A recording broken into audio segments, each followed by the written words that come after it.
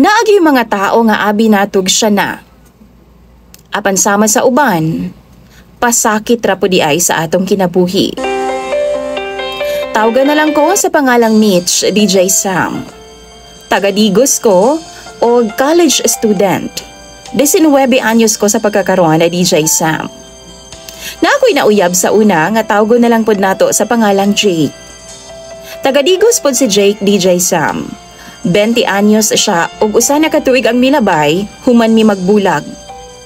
5 months ming nagkauyab, DJ Sam. Og nagkaila mi sa usa ka dummy account. Wa pa jud mi nagkita-kita ana sa personal, DJ Sam. Kana bitong interesado kay siya nga makipag-chat sa ako . Tapos usahay ra ko mo reply kay kapoy lagi kaayo oy. Tapos iyahang work, DJ Sam, kanang tig massage bitaw. Ang pangalan sa iyahang dummy account kaniadto, Massage. Sa kadugay-dugay namo nga chat, DJ Sam, naka-decide bi nga magkita na. Pero sa lodge, kay magpamassage man ko niya. Kay sakit lagi kaayo nga akong kalawasan ni adto nga time. So naan ako sa lodging house, DJ Sam, ug ako ang mibayad. Kay magpamassage man ko, unya nakasulod na ko sa lodge. Niabot na siya taod-taod. Sa tinuod lang, DJ Sam, dili gid ko gwapuhan sa iyaha. Wa pod ko niya naibog ato nga time. Sumoto gisugdan niyag massage ang akong lawas. Unya taod-taod naghigda na mi nga tapad ming duha. Natingalan na lang ko, DJ Sam. Gigunita niya ang akong dughan. Unya ning hangyo siya nga pwede ba daw? So ako nisugot pod ko kay dugay-dugay na pod ko nga wa na anaan, DJ Sam. Ug naganahan pod ko ato nga time. Sa tinuod lang no dako siya bunal, DJ Sam. Ganahan pod ko sa iya kay maayo pod siya muda sa kama. Udtong tutok to, DJ Sam, ha? Unya mao to pag humanamog ana-ana, gipangayo nako iyahang tinuod nga Facebook. Gipangayo namo ang usag-usa ug nagka-friend mi sa FB.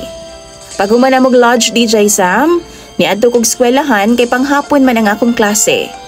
Unya, wa ko kay baw, DJ Sam, asa siya niadto. Pag-abot na akong eskwelahan na DJ Sam, nakadawat ko og chat gikan sa iyaha. Nagpasalamat siya sa nahitabo namo.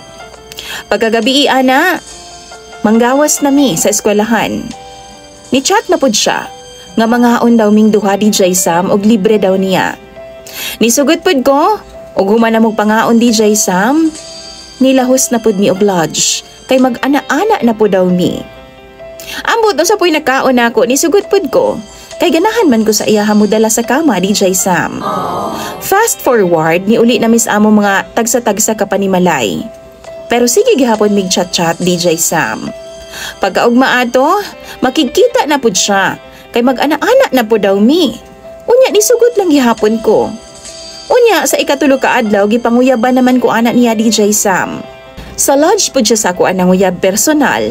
Gisugot ra pud nako siya dayon, DJ Sam, kay lagi ganahan man ko sa iya kay dako ganik bunal no.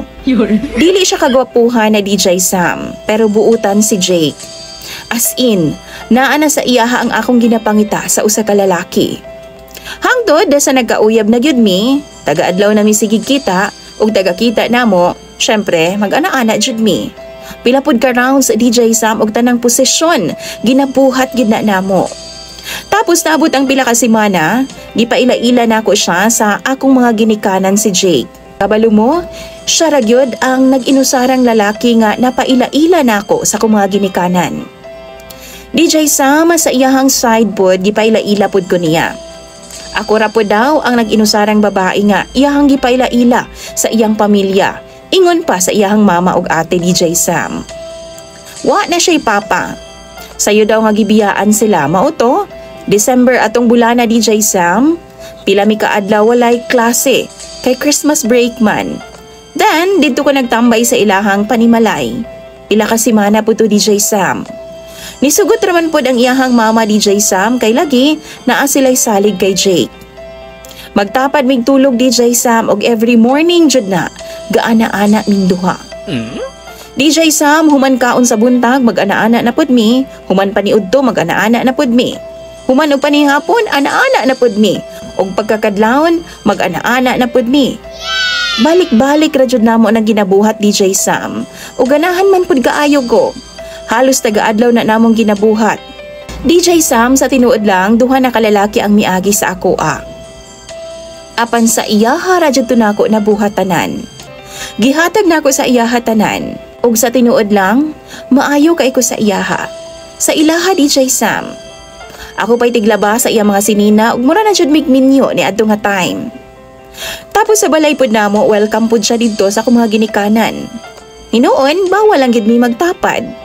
Sa kwarto ko, samantalang siya sa sala matulog kay masuko man ang akong papa.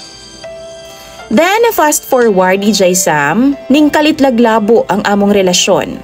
Kay naay cheating nga nahitabo. Yes, nag-cheat siya DJ Sam nga wa gyud nako gilauman. Then ang worst pa jud kay bayot pa gyud ang third party. Na ako'y nakita nga video DJ Sam nga gisend sa ako sa bayot nga nagbuhat silang duha og milagro. Mautong nagkalabo mi. Naami sa boarding house sa iyang ate ato nga time ug nagbaklay ko DJ Sam. Alas 12 gid kaayo to sa gabi. Naghilak ko DJ Sam. Tapos gigukod pa ko niya ato. Murag sa salida gyud DJ Sam. Ug gani kong ma-remember nako no murag gid mig mga buang ato nga time. Tungod sa akong kahiubos sa DJ Sam.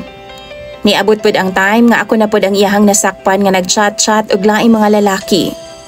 Pila ka months ang nilabay, nakigbulag siya nako. Tapos ako na pod ang perting hilak DJ Sam. As in, mura jud kog nabuang ato nga time. Karon DJ Sam naa siya'y uyab and happy ko para sa iyaha. Pero dili man gihapon nako siya kayang i-give up. Kabalo mo sa among panag-uban og sa akong na-experience sa iyaha, di jud nako na kayang kalimtan. Giblock na ko niya DJ Sam. So kabaluman ko sa name sa iyahang uyab, mautong ginastalk na ko sila DJ Sam ug makita na ko nga happy kaayo sila. Tapos siya pa naman ang akong gusto hangtod karon.